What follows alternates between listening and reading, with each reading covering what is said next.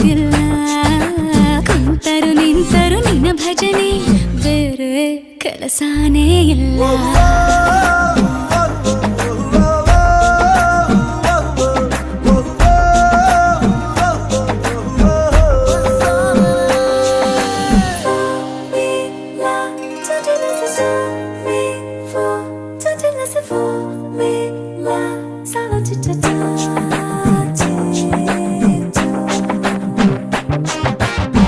ದಿನ ರಾತ್ರಿಯು ನಿಲ್ಲದೆ ನಿನ್ನ ಜಾತ್ರೆಯು ಸಾಗಿದೆ ಇದಕ್ಕೊಂದು ಪರಿಹಾರ